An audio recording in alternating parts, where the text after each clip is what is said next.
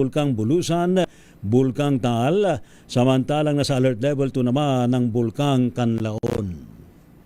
Samantala, nagbuga ng abo o ng mahinang abo ang Bulkang Kanlaon sa Negros Island kaninang umaga. Batay sa ulat ng PHIVOX, nagsimula ang ash emission mula sa Summit Crater bandang alas 5:55 ng umaga at tumagal hanggang alas 9:25 ng umaga. Nananatili naman sa Alert Level 2 ang Bulkang Kanlaon na nangangahulugang posible ang patuloy na pag-aalboruto ng bulkan at posibleng magkaroon ng biglaang steam-driven o phreatic eruptions. Sa ilalim ng Alert Level 2, mahigpit na ipinagbabawal ang pagpasok sa loob ng 4 na kilometrong radius sa permanent danger zone, gayon din ang paglipad ng anumang sasakyang panghimpapawid malapit sa bulkan. Samantala naman, suspendido po ang lahat ng klase naman sa public and private levels sa ilang bahagi ng Bicol Region. Bunsod po ng malakas sa bagulan, dala po ng shear line ngayong pong araw na ito ng Martes. Sa lalawigan ng Sorsogon, alinsunod sa binaba executive order ni Governor Edwin Hamor, walang pasok ang mga estudyante, mga teacher at non-teaching personnel doon. Wala na rin pasok sa ilang bayan ng Catanduanes sa Viga, Bato, Virac, San Andres, San Miguel, maging sa Pandan, Higmoto, Baras, Panganiban at Bagamanok. Nagdeklara din ang lokal ng pamahalaan sa Albay nang walang pasok kabilang po ang munisipalidad ng Bacacay, Tiwi, Tabaco City, Santo Domingo, Malilipot, Malinaw, Rapu-Rapu at Legazpi City. Samantala, nasa direktiba na ng bawat eskwelahan kung magpapatupad sila ng alternative learning mode.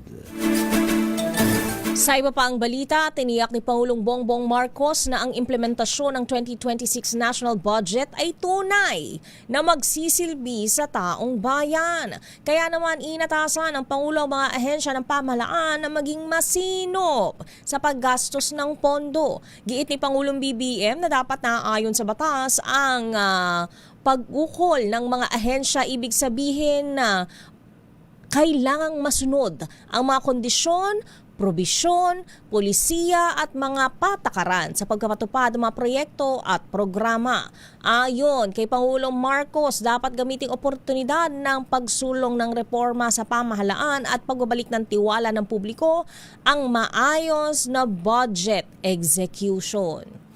So in short, ang pera ng taong bayan ibalik sa mga proyekto na pang taong bayan, hindi ibulsa Dapat ng nakikita, iilan. nararamdaman. Yan. Napapakinabangan ng taong bayan. Nang maayos, hindi yung for the sake of lang. Baka kasi nagtapal ka lang ng kung ano dyan, tapos babakbak naman agad-agad. Dapat matibay. Hindi yung dinaya. Tama! Para lang may pakita, at least hindi ghost. Dinaya dahil gustong kumita. Yun! Desidido na pa rin si House Senior Deputy Minority Leader Edgar Erice sa kanyang plano na idulog sa Korte Suprema ang pinagtibay ng program appropriations sa ilalim po ng 2026 National Budget. Ito po sa kabila ng pagvito ni Pangulong Ferdinand Marcos Jr. sa 92.5 billion pesos na halaga ng unprogrammed appropriations. Sa panayam po ng DCRH, iginid po ni Congressman Erice na labag sa Section 22, Article 7 ng Saligang Batas.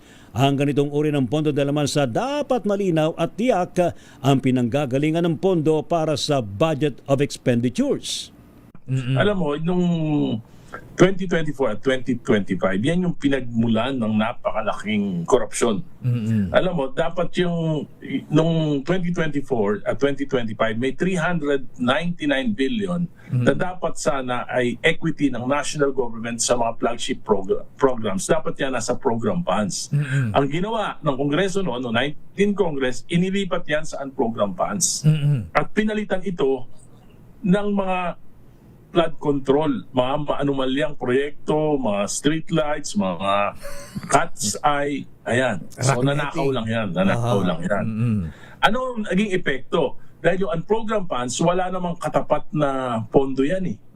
Yan ay pangako pa lang. Kung magkakapondo, mapopondoan. Pag hindi, wala. Iyan po mga kaibigan si Caloocan City Congressman Edgar Erice. Samantala, handa ang Malacanang na harapin ang petisyong ihahain laban sa nilagdaang pambansang pondo ngayong taon. Sa press briefing, sinabi ni Palace Press Officer Claire Castro na malaya ang sinuman na dumulog at magpetisyon sa korte. Ayon kay Castro, kumpiyansa ang palasyo sa constitutionality ng 2026 national budget. Iginiit nito na ang ginawang pondo ngayong taon ang pinakamalinis, pinakamaayos at para sa tao. Narito ang bahagi ng pahayag ni Castro. Tignan naman po natin, of course, kapag po sila require ng petition, sasagot naman po ang administrasyon. At tignan na naman po natin kung ano magiging resulta at magiging desisyon ng Korte Suprema. Samantala naman, Tugon tagumpay. ito, saglit lang. Sige. sorry. Meron ka ba? Tugon ito ng palasyo sa plano ni Caloocan Representative Edgar Erice na maghain ng petisyon sa Korte Suprema laban sa General Appropriations Act of 2026. Partikular umano na kukwestiyonin ng kongresista ang legalidad ng unprogrammed appropriations. Ayun. Ito naman. Ha? Ano yan? Abay, tagumpay daw. Tagumpay daw po ng mga estudyante at mga teacher at mga magulang ang inilaan na pinakamalaking budget sa sektor edukasyon sa ilalim po ng 2026 national budget. Ito po reaksyon ni Tingog Party List Congressman Jude Aside, chairman ng House Committee on Higher and Technical Education, kung saan higit po sa 1 trilyong piso ang alokasyon po sa education sector ngayong taon dito sa bansa. Ayon po kay Asidre, dahil po dito yung pagkakataon nito para mapalakas ang reforma sa higher education and technical vocational training. Nangako naman si Asidre na aktibong ipatutupad ang vigilant oversight para matiyak ng malaking pondo sa edukasyon ay magagamit ng tama, transparent at effective. Anya kabilang po sa mga inaasang resulta ay ang mas matatag na institusyon at mas malawak na oportunidad sa ating mga anak at sa kanilang karunungan. So lahat ba magkakaroon ng tablet if ever? Oo nga, no? Diba? Yung working Di ba magastos yun? Alin? Yung tablet. Depende kung makakatulong naman sa pag-aaral ng mga kabataan. Masuswerte ng mga estudyante nga.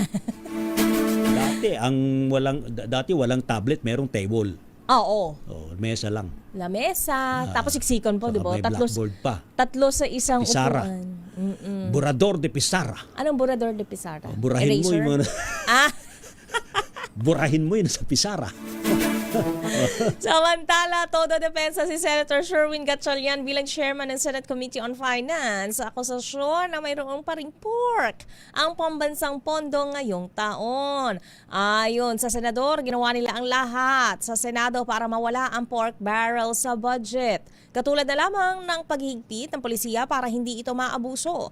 Gaya ng ginawa sa 2025 na budget kung saan lumobo ang pondo sa flood control project. Kasama sa mga tinanggal ang overpricing ng mga DPWH projects, FMR. Ito ba yung farm to market road? Yan yung FMR, di ba? Yes, farm to market road. At irrigation projects sa may station numbers at coordinates na naka-upload sa transparency portal.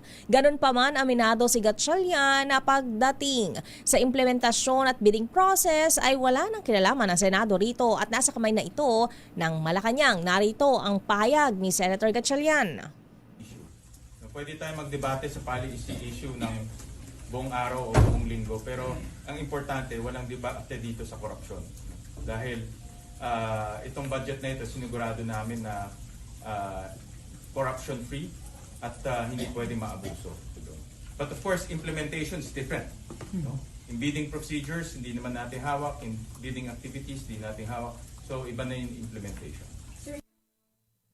Yun. So, yung bidding dapat bantayan. Defense! Hindi mo alam kung kaninong defense. Di ba? Bantayan yan sa DPWH, sa DOH. Ano pa ba yung mga dato na bantayan? DepEd. DepEd. Yan. Ano ba mga magastos? So, military, police. Di ba kasi may mga expenses dyan eh. Ano pa ba yung maraming expenses na Tablets. Ay!